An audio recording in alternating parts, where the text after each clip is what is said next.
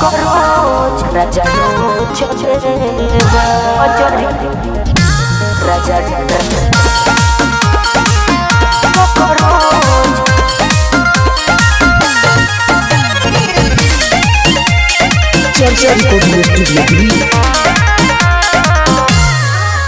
भौजी मुँह तोहर काहे जुराइल बा लागे ओठवा के लाली चुसाइल बा। भौजी मुँह तोहर काहे जुराइल बा लागे ओठवा के लाली चुसाइल बा। गतर गतर दहिया खरोच देले बा राजा ढोढ़ी पर चढ़ी कॉकरोच पूरा नोच देले बा राजा ढोढ़ी पर चढ़ी कॉकरोच पूरा नोच देले बा।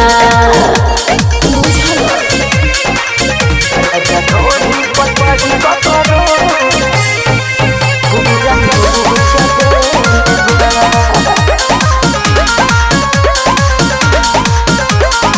चढ़ते ऊपर कैलस दान दान ऐसा छुओलस कर पैनी न माना।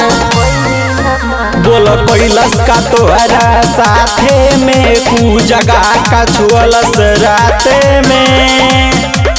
अंदर के चीज पूरा बखोच देले बा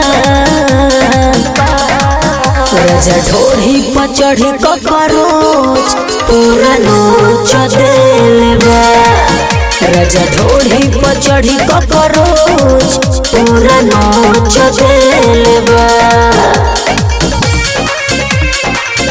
राजा ढोढ़ी पर चढ़ी कॉकरोच पूरा नोच देले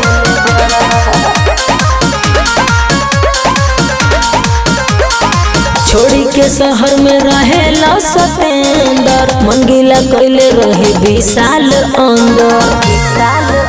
ओसे बची के रही हो धनिया हो तुन बारू तुनाया कनिया हो।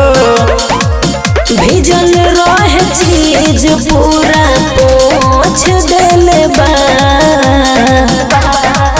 राजा ढोढ़ी पर चढ़ी कॉकरोच पूरा नोच देले बा राजा ढोढ़ी पर चढ़ी कॉकरोच पूरा नोच देले बा।